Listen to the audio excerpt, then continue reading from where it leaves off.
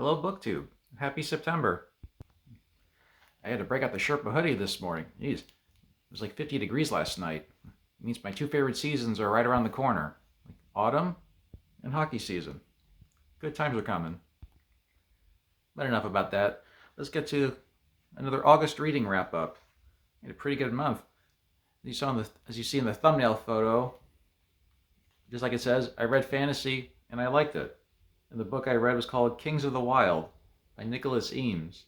I was gonna tell you, there's a main reason I decided to read this fantasy book and give it a try, because I heard everybody who reviewed this always said the same thing.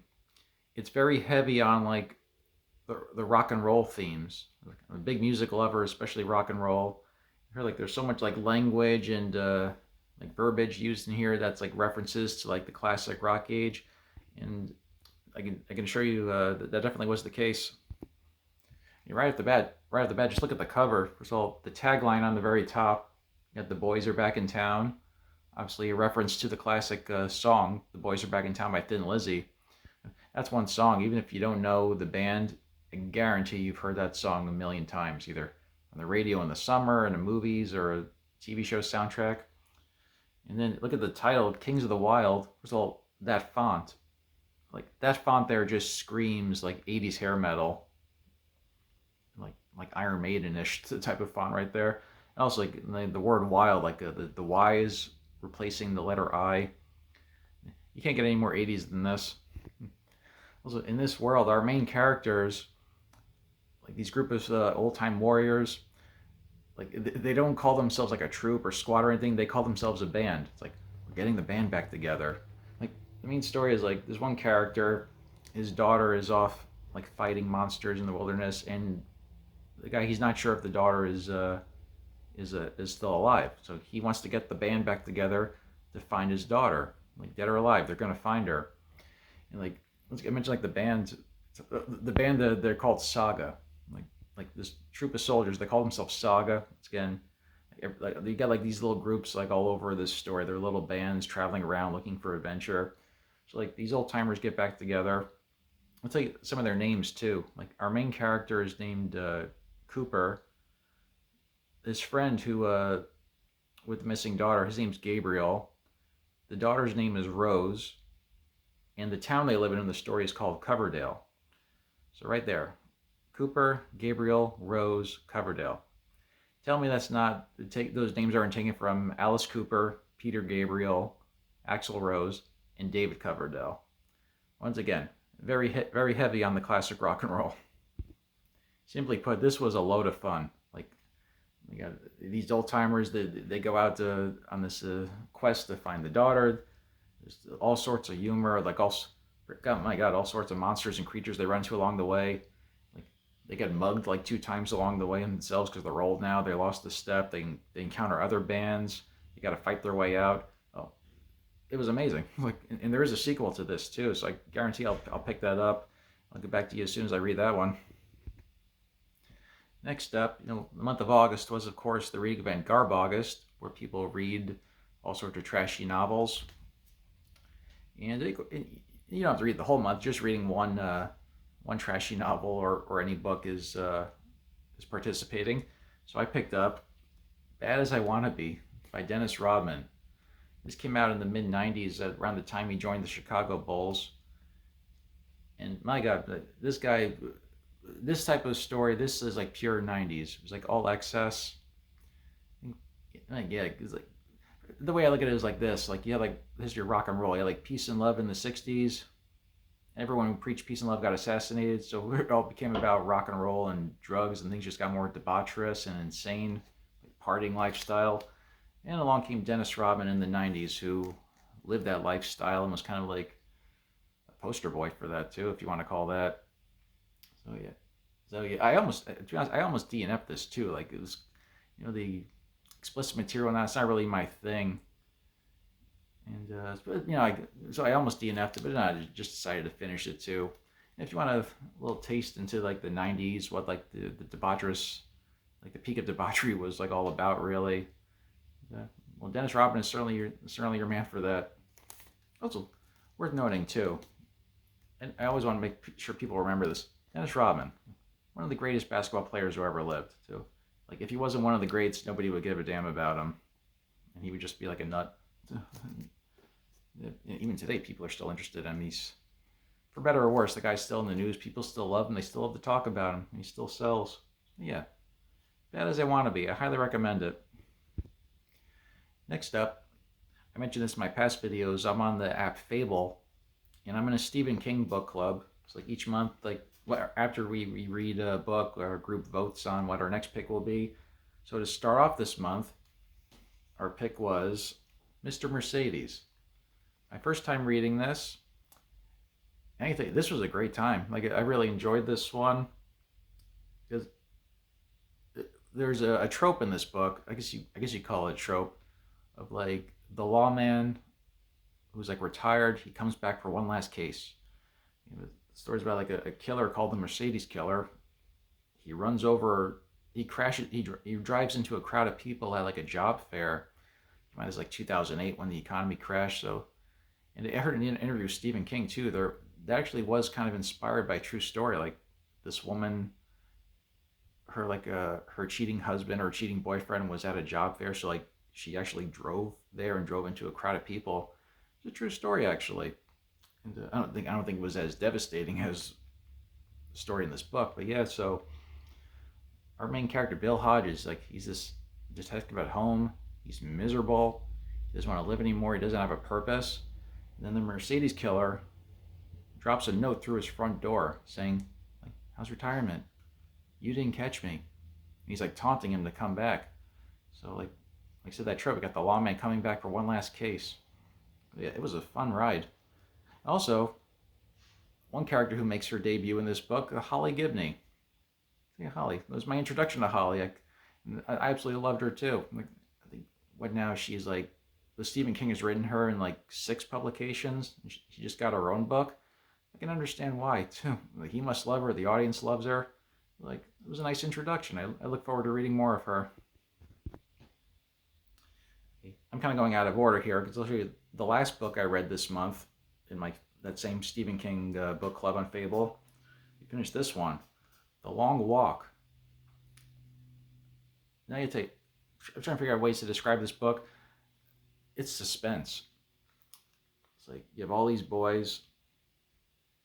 They're on like this competition where you just walk. You have to finish. They're walking for like over multiple days. And the last one to survive wins a grand prize. We don't even know what the prize is, but it's the prize to your dreams plus all this money. And along the way, you get 3 warnings. If you go under a certain limit, the speed limit, you stop. You're executed on the spot. It's pretty intense. Like, I thought the best way to describe this, I broadly call these types of stories like Twilight Zone stories. You ever seen an episode of The Twilight Zone? Like, they're half-hour episodes, so like there's no time to get to know the characters. You're just dropped in. Here's the characters. You got to listen to what they're saying. You put the pieces together in your mind, then you see how the story concludes. Another good way to describe this too, I immediately thought of an old interview I saw with the filmmaker Alfred Hitchcock. Alfred Hitchcock is known as the master of suspense for a reason. And he was asked in an interview, how do you create suspense? He said it's very simple. You tell the audience at the very beginning what they're in for. And the example he gave to the interview was, there's a bomb under your chair, it'll go off in 5 minutes. And like for all that time, the audience, you're hooked on, let's see, are they going to get to it in time, save the day or not? And that's this, like, there's no introduction to the characters. You're just dropped in at the start of the race, or the walk rather. You're dropped in at the walk, and the whole book, like you're on the ground with these characters. Your point of view is theirs. Listen to them talk, and like as they're talking, like gunshots are going off in the background. Like more and more boys are getting their ticket, as they say in the book, and it's intense. Like it's like, and just when you think it's starting to get a little too slow, then like, all these boys, they're together. Some of them like they start opening up to each other, and we learn more about the world they're living in. And like, of course, like, we still don't know a whole lot, but like this terrible circumstance they're in. Yeah, very definition of suspense. Like I said, just when you think it's starting to slow down, then like the boys start opening up and talking to each other, and you realize, and it keeps you going till the very end. So yeah, highly recommend too. I think it was at the time too. Stephen King was writing as under the name Richard Bachman. It's like some authors do this too. Like when their name is so big, they write under a pseudonym, so like the attention is on like the work instead of their name. So yeah, I was really surprised. Yeah, this is one of my favorites so far that I've read of Stephen King's. Okay, folks, last one. So this is a book. You ever do this every now and then? You take a chance, whether you're in a thrift store or Barnes and Noble. You see something it's like completely different from what you would normally read, but it sounds interesting, so you take a shot. And if the price is right too, of course, you take a shot. I came across this one a while ago. This is at Barnes and Noble. It was in the news section of the new releases. I came across this. It's called the Summer We Crossed Europe in the Rain by Kazuo Ishiguro. I saw this on the shelf. I just stared at this for like a minute. Like I'm trying to comprehend what I'm looking at. First of all, this the Ishiguro says winner of the Nobel Prize in Literature. I'm thinking, I own that book too. It's this book, The Remains of the Day. Honestly, I've yet to read this. It's been sitting on my shelf for a while. I'm like, oh, this guy's a Nobel Prize winning author. Interesting. And then on the bottom it says lyrics for Stacey Kent. I'm like, who's Stacey Kent? And lyrics. Turns out Stacey Kent is a contemporary jazz singer. I'm listening to her on Spotify recently. She has a beautiful voice. I'm a big fan now. And so, as you read the intro of the book, you realize that Ishiguro, before he was a writer, he was a songwriter. So, and he and his wife, Stacey Kent and her husband, are all really close friends. So, like Stacey Kent, she wanted to put out an album of like new songs, new material, and they asked Ishiguro to write the lyrics. And they explain all this. There's an introduction in this book too. So what this book is, it's like the song lyrics with a little artwork. So you have Kazuo, Stacey Kent, and then they brought on this Italian artist named Bianca Bagnarelli. They asked her to do like the illustrations. So it's like she provides like illustrations for each song, like each poem. Some beautiful artwork too, like just that for example. This is the first page I opened up too. And like it's interesting too. It talks about like all the highs and lows of traveling. How like you go around, you meet new people, or sometimes like some poems are about like you go to a location like you used to go with like a loved one, but they're not around anymore, so it doesn't feel the same. And other times, like you're going around, and like to you this is wonderful, it's an adventure, but like to the people who live there, this is just an ordinary day, like nothing special to them. And vice versa, you know, sometimes maybe you live in a location, just an ordinary day, but people are visiting your area, and it's like a new experience for them. Yeah, there's another picture too. I'll show you too. Can't really see it, but look in her eyeglasses. You see like a reflection of an airplane flying in the sky. So yeah, it was a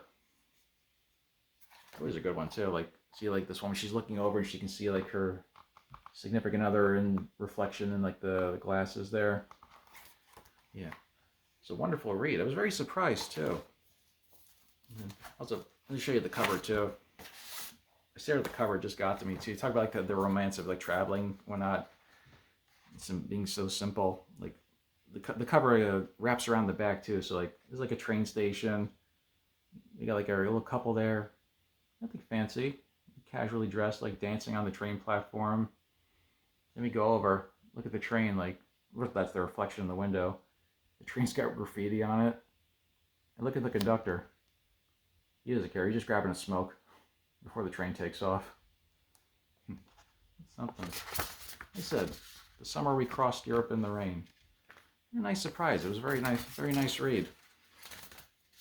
I recommend it. Like Pulitzer Prize winner, like a big contemporary, like singer, like a nice artist from Italy.